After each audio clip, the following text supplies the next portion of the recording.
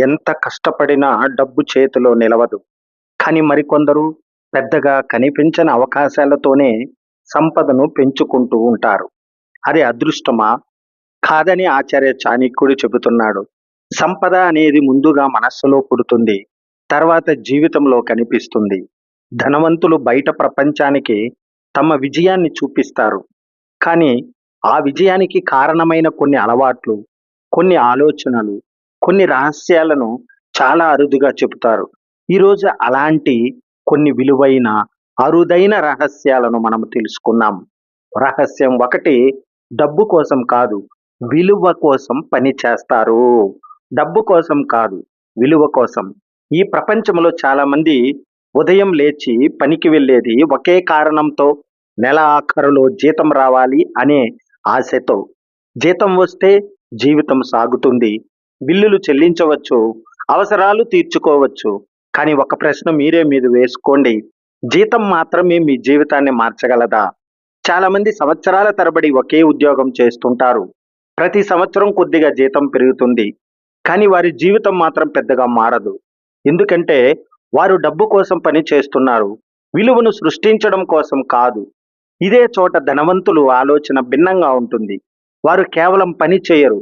ప్రజల సమస్యలను పరిష్కరించే విలువను సృష్టిస్తారు. ఒక డాక్టర్‌ని ఆలోచించండి. అతను మందులు అమ్మి డబ్బు సంపాదించడు. ప్రజల ఆరోగ్యాన్ని కాపాడే విలువను అందిస్తాడు. ఒక మంచి ఉపాధ్యాయుడు జీతం కోసం మాత్రమే బోధించడు. విద్యార్థుల జీవితాలను తీర్చిదిద్దే విలువను అందిస్తాడు. ఒక రైతు కేవలం పంటను పండించడు. లక్షల మంది ఆకలిని తీర్చే విలువను సృష్టిస్తాడు. ప్రపంచం డబ్బును కాదు, విలువను కొనుగోలు చేస్తుంది. మీ వల్ల ఇతరులకు ఎంత ఉపయోగం కలుగుతుందో మీ ఆదాయం కూడా అంతే పెరుగుతుంది. అందుకే ఆచార్య చాణక్యుడు చెప్పిన ఒక గొప్ప సూత్రం ఏమిటంటే, జ్ఞానం, నైపుణ్యం, క్రమశిక్షణ ఉన్నవాడిని సంపద ఎప్పుడూ విడిచిపెట్టదు. ఈ ఒక్క వాక్యంలోనే సంపదకు సంబంధించిన గొప్ప రహస్యం దాగి ఉంది. చాలా మంది డబ్బు కోసం కొత్త ఉద్యోగాలు వెతుకుతారు. కానీ చాలా కొద్దిమంది మాత్రమే తమ నైపుణ్యాన్ని పెంచుకోవడానికి సమయం కేటాయిస్తారు. డబ్బు తాత్కాలికం, నైపుణ్యం అనేది శాశ్వతము. మీ దగ్గర ఉన్న డబ్బు పోవచ్చు, వ్యాపారం నష్టం రావచ్చు, ఉద్యోగము పోవచ్చు. కానీ మీలో ఉన్న జ్ఞానం, అనుభవం, నైపుణ్యం ఎవరూ దోచుకోలేరు కదా! అదే మిమ్మల్ని మళ్ళీ మళ్ళీ నిలబెడుతుంది. ఒక వ్యక్తి కంప్యూటర్ నైపుణ్యాలు నేర్చుకుంటే, మరొకరు కమ్యూనికేషన్ నైపుణ్యాలను అభివృద్ధి చేసుకుంటే, ఇంకొకరు నాయకత్వ లక్షణాలను పెంచుకుంటే, కాలం మారినా, పరిస్థితులు మారినా వారికి అవకాశాలు తగ్గవు. ఎందుకంటే అవకాశాలు ఉద్యోగాలను వెతకవు, నైపుణ్యం ఉన్న వారినే వెతుకుతాయి. ఈ రోజుల్లో ఇంటర్నెట్ ప్రపంచాన్ని మార్చేసింది. ఒక మంచి రచయిత ప్రపంచమంతా చదివి పుస్తకం రాయగలడు. ఒక మంచి ఉపాధ్యాయుడు లక్షల మందికి ఆన్లైన్లో బోధించగలడు. ఒక మంచి కళాకారుడు తన ప్రతిభతో ప్రపంచ వ్యాప్తంగా అభిమానులను సంపాదించగలడు. ఇవన్నీ ఒకే కారణంతో సాధ్యమయ్యాయి. వారు ముందుగా తమ విలువను పెంచుకున్నారు. ధనవంతులు ఎప్పుడూ ఒక ప్రశ్న వేసుకోవాలి, నేను ఇంకా ఎక్కువ మందికి ఎలా ఉపయోగపడగలను అని. పేదవాడు మాత్రం ఎలా ఆలోచిస్తాడు, నాకు ఇంకా ఎక్కువ జీతం ఎలా వస్తుంది అని. ఈ రెండు ప్రశ్నల మధ్య జీవితాలను మార్చే తేడా ఉంది. ఎక్కువ విలువను అందించిన వ్యక్తికి ఎక్కువ గౌరవం వస్తుంది, ఎక్కువ అవకాశాలు వస్తాయి, ఎక్కువ ఆదాయము వస్తుంది, ఎక్కువ ప్రభావం కూడా ఉంటుంది. కాబట్టి ప్రతిరోజు మీకు మీరు 3 ప్రశ్నలు వేసుకోండి. ఈరోజు నేను ఏ కొత్త విషయం నేర్చుకున్నాను? నా నైపుణ్యాన్ని ఎంత మెరుగుపరుచుకున్నాను? నా వల్ల ఇతరులకు ఎంత ఉపయోగం జరిగింది? ఈ 3 ప్రశ్నలకు నిజాయితీగా సమాధానం చెప్పగలిగితే మీ ఎదుగుదలను ఎవ్వరూ ఆపలేరు. చాణక్యుని నీతి మనకు చెప్పే గొప్ప సందేశం కూడా ఇదే. సంపదను వెంబడించవద్దు. సంపద మీ వెంట వచ్చేలా మీ విలువను పెంచుకోమని. జీతం కోసం మాత్రమే పనిచేసే వ్యక్తిగా కాకుండా ప్రజలకు ఉపయోగపడే విలువను సృష్టించే వ్యక్తిగా మారమంటాడు. డబ్బు కోసం పరిగెత్తేవాడు అలసిపోవచ్చు, కానీ విలువను సృష్టించే వ్యక్తిని డబ్బే వెతుక్కుంటూ వస్తుంది. అందుకే ఈ రోజు నుంచి ఒక నిర్ణయం తీసుకోండి. డబ్బు సంపాదించడానికి మాత్రమే కాదు, విలువైన వ్యక్తిగా మారడానికి పని చేయండి. అప్పుడు విజయం, గౌరవం, సంపద ఈ 3 కూడా సహజంగానే మీ జీవితంలోకి వస్తాయి. రహస్యం 2, సంపాదించిన దానికంటే దాచుకున్నదే నిజమైన సంపద. డబ్బు సంపాదించడం గొప్ప విషయం, కానీ సంపాదించిన డబ్బును నిలబెట్టుకోవడం అంతకంటే గొప్ప కళ. ఈ ప్రపంచంలో చాలా మంది మంచి ఆదాయం సంపాదిస్తారు. అయినా నెల ఆఖరుకు చేతిలో ఏమీ ఉండదు. మరికొందరు సాధారణ ఆదాయంతోనే ప్రశాంతంగా, భద్రంగా జీవిస్తారు. ఈ తేడా సంపాదనలో లేదు, అలవాట్లలో ఉంది. ఎంత సంపాదించామనేది కాదు, ఎంత మిగిలించాదనేదే అసలు సంపద.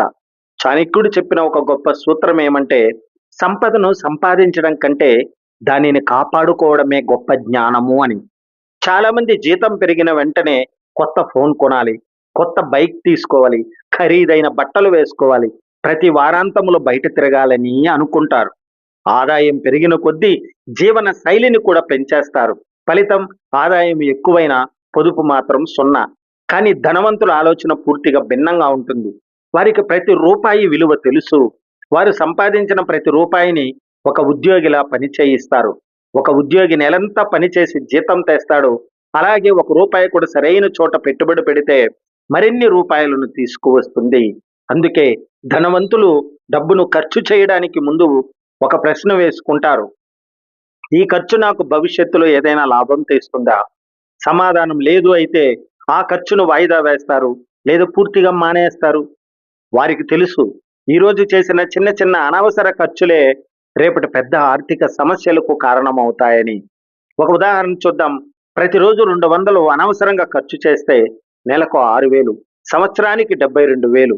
అదే డబ్బును పొదుపు చేసి లేదా పెట్టుబడి పెడితే కొన్ని సంవత్సరాల తర్వాత అది లక్షల్లో మారే అవకాశం ఉంది. అందుకే ధనవంతులు ముందు తమ భవిష్యత్తుకు డబ్బు కేటాయిస్తారు, మిగిలిన దానితో మాత్రమే జీవిస్తారు. పేదవాడు మాత్రం ముందుగా ఖర్చు చేస్తాడు, ఏదైనా మిగిలితే దాచుకోవాలని అనుకుంటాడు.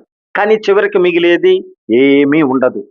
ధనవంతులు ఆఫర్లు చూసి కొనరు, అవసరం చూసి కొంటారు. 50% తగ్గింపు ఉంది, ఒకటి కొంటే ఇంకొకటి ఉచితము, ఈ రోజే చివరి అవకాశం. ఇలాంటి మాటలకు చాలా మంది ఆకర్షితులవుతారు. కానీ ఒక ప్రశ్న మర్చిపోతారు: నాకు నిజంగా ఇది అవసరమా? అవసరం లేని వస్తువు తక్కువ ధరకు వచ్చినా అది కూడా వృధా ఖర్చే కదా. చాణక్యుడు చెప్పినట్లు మన కోరికలకు హద్దులు లేకపోతే మన సంపదకు కూడా హద్దులు ఉండవు. అందుకే కోరికలను నియంత్రించడం కూడా సంపదను కాపాడుకోవడంలో భాగమే. మరో మంచి అలవాటు ఏమంటే, ప్రతి నెల ఆదాయం వచ్చిన వెంటనే కనీసం 20% నుండి 30% వరకు పక్కన పెట్టాలి. ఆ తర్వాత మాత్రమే ఖర్చులను ప్లాన్ చేయాలి. ఈ ఒక్క అలవాటు కొన్ని సంవత్సరాలు మీ ఆర్థిక జీవితాన్నే మార్చేస్తుంది. ఎందుకంటే సంపద ఒక రోజులో రాదు. ప్రతి నెల చేసిన చిన్న చిన్న పొదుపులే భవిష్యత్తులో పెద్ద భద్రతగా మారుతాయి. ఇంకా ఒక విషయం, ఖరీదైన వస్తువులు కొనడం వల్ల ఎవరు ధనవంతులు కాలేరు. సరైన నిర్ణయాలు తీసుకోవడం వల్లే, అనవసర ఖర్చులను తగ్గించడం వల్లే, పొదుపును అలవాటుగా మార్చుకోవడం వల్లే ధనవంతులు అవుతారు. ఈరోజు మీరు దాచుకున్న ₹1 రేపు మీకు స్వేచ్ఛని ఇస్తుంది. ఈరోజు మీరు పెట్టుబడి పెట్టిన ₹1 రేపు మీకోసం పనిచేసే ఉద్యోగిగా మారుతుంది. అందుకే డబ్బును ప్రేమించండి, డబ్బును గౌరవించండి, అది ఎక్కడికి వెళుతుందో తెలుసుకోండి.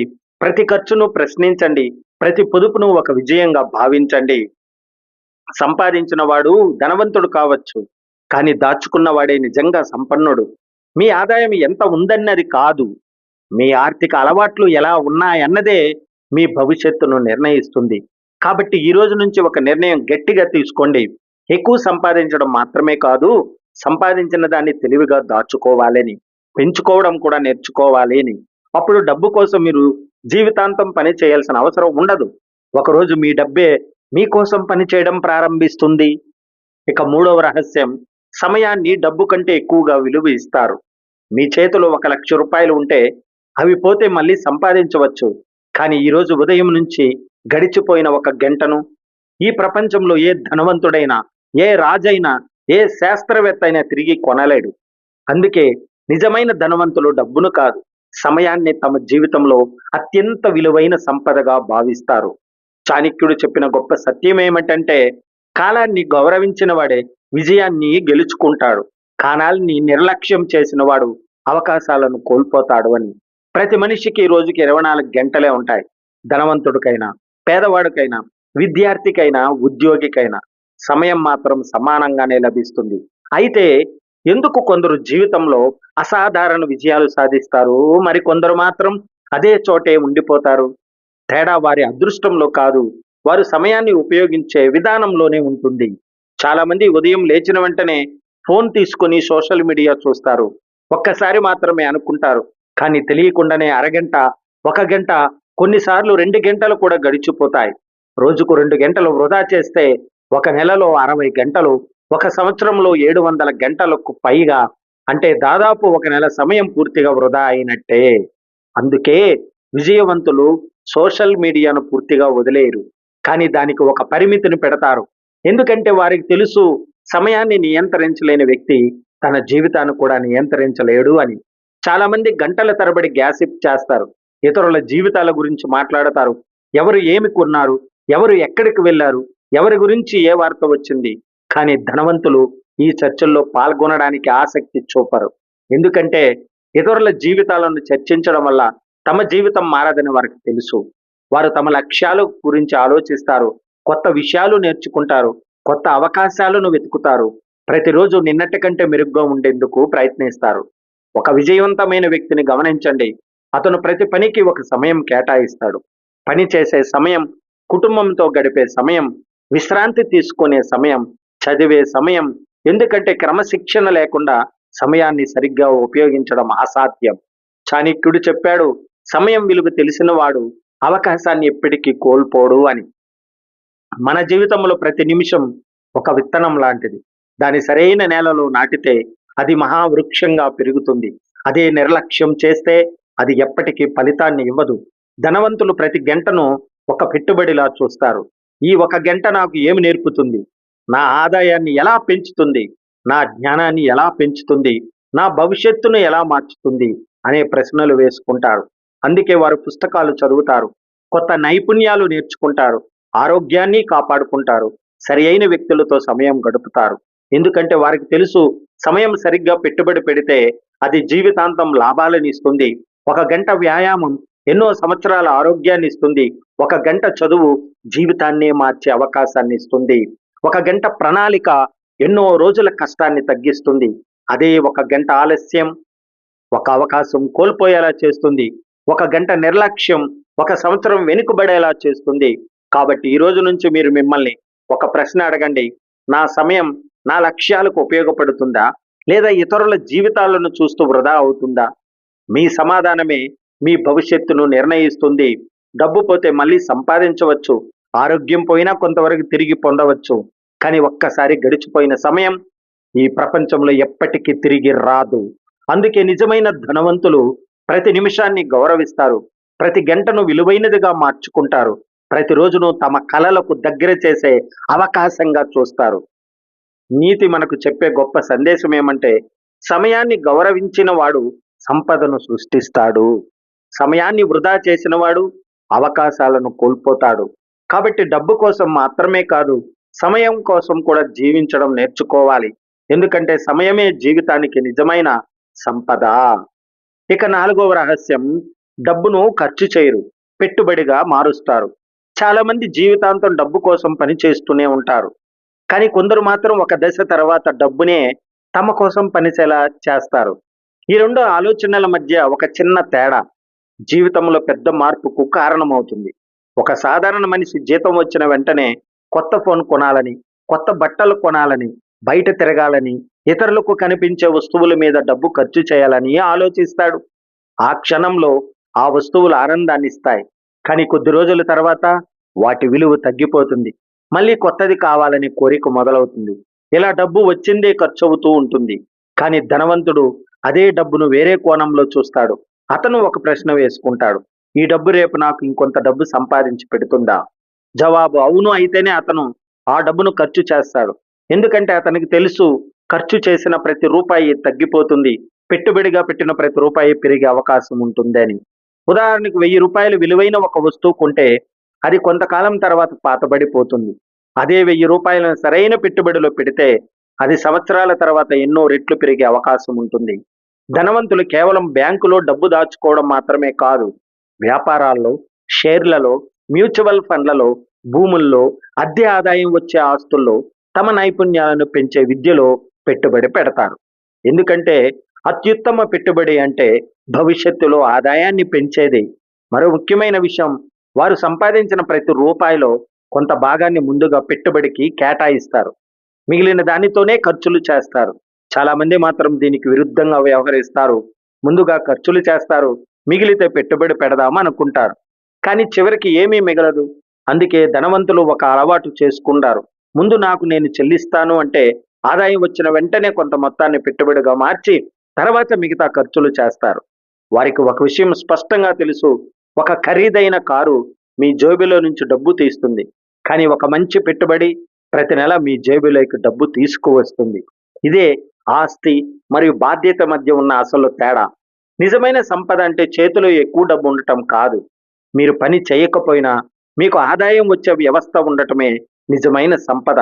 అందుకే ధనవంతులు తమ డబ్బును నిద్రపోనివ్వరు. వారు ప్రతి రూపాయికి ఒక పని అప్పగిస్తారు. ఒక రూపాయి మరో రూపాయిని సంపాదించేలా చేస్తారు.